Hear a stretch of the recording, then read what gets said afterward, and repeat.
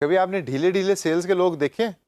अक्सर आप मार्केट जाएं तो वहाँ लटकते झूमते आपको सेल्स के लोग नज़र आ रहे होते हैं। दाढ़ी भी बड़ी होती है, बाल भी उनके कटे हुए नहीं होते और आगे आपसे बात कर रहे होते हैं कि जी मैं ये चीज़ बेच रहा हूँ, आप मुझसे ये चीज़ ले लें। आपने लेनी है ये चीज़, और अगर आपने लेनी भी होती है लेकिन आप कहते हैं नहीं यार बहुत बहुत शुक्रिया, मैं ये कहीं और से जाके ले लूँगा।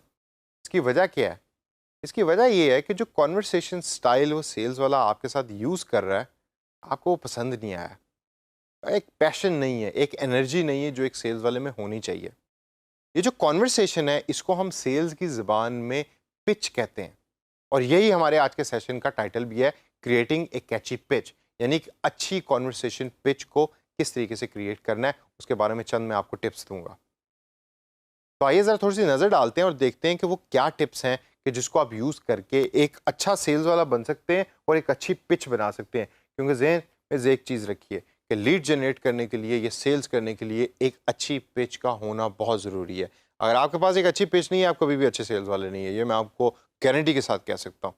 पिच का सबसे इंपॉर्टेंट पार्ट है स्टार्टिंग का पार्ट, जो ओपनिंग लाइन होती है। अगर आप एक एनर्जी से जाके किसी से बात कर रहे हैं और किसी को कन्विंस करने की कोशिश कर रहे हैं तो वो आपकी बात सुनना पसंद भी करेगा।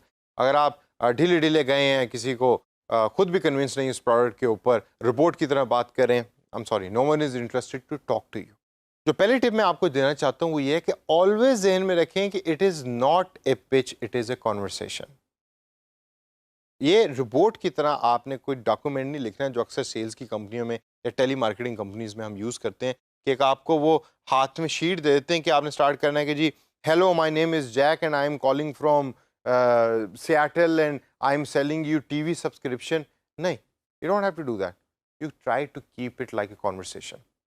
When the customer is picking up the phone, जब कस्टमर फ़ोन को पिक कर रहा है, तो उससे उस तरीके से बात करें जिस तरह एक नॉर्मल ह्यूमन बीइंग बात करता है। कॉन्वर्सेशन करें उस बंदे के साथ, उसको एक रिपोर्ट की तरह एक स्टैटिक लाइंस जो स्पेसिफिक आपको दी गई हैं उसको यूज़ ना करें। अच्छा, ये जो पिच स्टार्ट के अंदर आपको जॉब पे मिलती भी है ना, जो टेली मार्केटिंग में मैंने एग्जांपल दी, वो स्टार्टिंग के लिए बहुत अच्छा है, आपको एक डिसिप्लिन सिखाती है।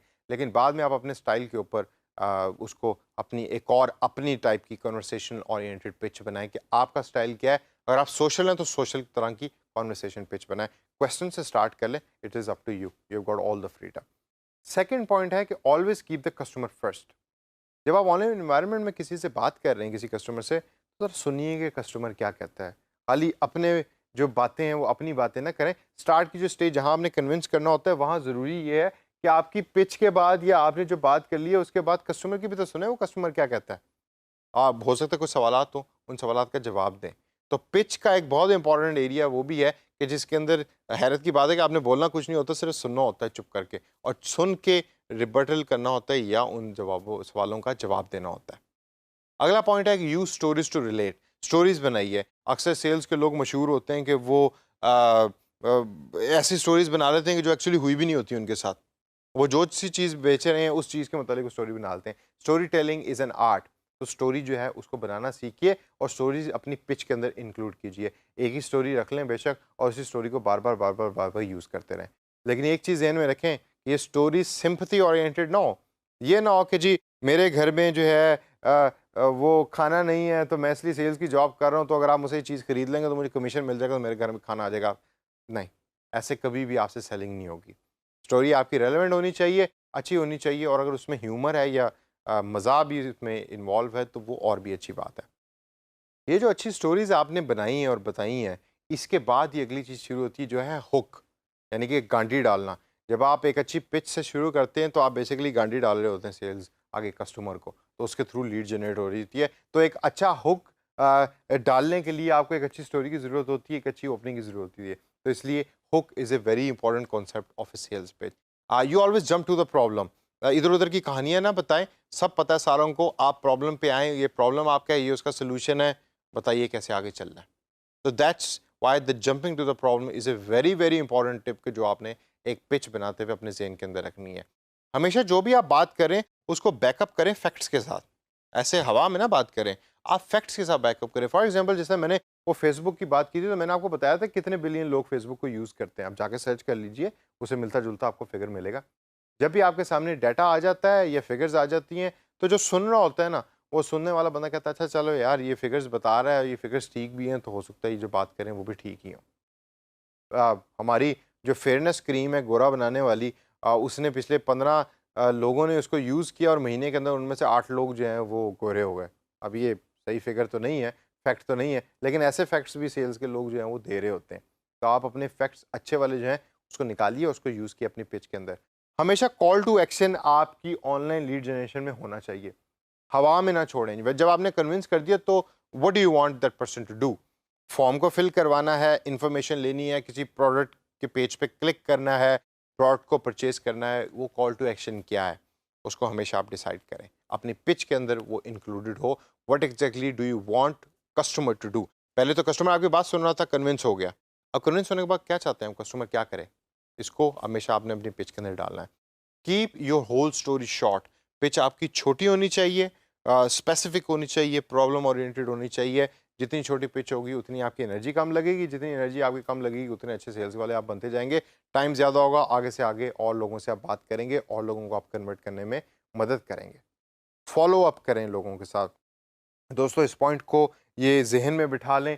Sales at times do not happen straight away.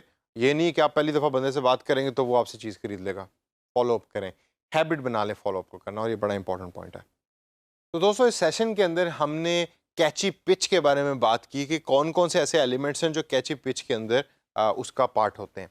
इन तमाम एलिमेंट्स को जहन में रखकर जब भी अब आपने ऑनलाइन लीड जनरेशन के प्रोजेक्ट्स करने हैं तो इन एलिमेंट्स को जहन में रखें और इसके मुताबिक एक छोटा सा पैराग्राफ बेशक बना लें। जे आप जितने लोगों से बात करेंगे ना उतना आपका एक्सपीरियंस बढ़ेगा और उतनी अच्छी पिच आपकी होती रहेगी। मुझे अभी भी याद है, यह सेशन ख़त्म करने से पहले मैं एक एग्जाम्पल देता हूँ। मुझे अभी भी याद है कि एक मेरा दोस्त हुआ करता था जो एसएमएस मार्केटिंग करता था। वो जो अपना एसएमएस है वो हमेशा जब भी मैंने देखा तो मैंने कहा यार कि ये प्रोफेशनल एसएमएस नहीं है जो तुम भेजते हो, ये तुम क्यों ऐसे करते हो? तो उसने मुझे दिखाया कि वो जिस तरीके से एसएमएस भेजता था उसका रिस्पॉन्स रेट बहुत अच्छा होता था। क्यों? क्योंकि वो उसको शुरू करता था अस्सलाम वालेकुम से, उर्दू के अंदर टेक्स्ट लिखता था, कुछ लफ्ज़ बड़े कुछ लफ्ज़ छोटे। वो ऐसा लगता था जैसे किसी बंदे ने आपको टेक्स्ट भेजा है। तो जब आप उस टेक्स्ट मैसेज को पढ़े होते थे तो आपको तीसरी या चौथी लाइन पे जाके पता लगता था कि एक्चुअली ये मार्केटिंग वाले का टेक्स्ट है, ये किसी एक्चुअल बंदे का टेक्स्ट नहीं है। जिसकी वजह से लोगों का उस मैसेज को ज़्यादा खोलने का जो डाटा है वो भी अच्छा था और उसके ऊपर रिस्पॉन्स रेट भी बहुत अच्छा हुआ करता था।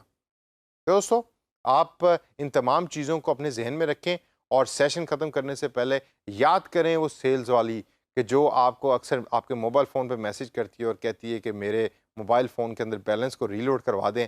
उसकी पिच बहुत कैची है। तो उसकी पिच जो कैची है उसके क्या-क्या एलिमेंट्स हैं और इन सजेशंस में से उसने क्या-क्या सजेशंस को यूज़ किया है, देखिए और लर्न कीजिए।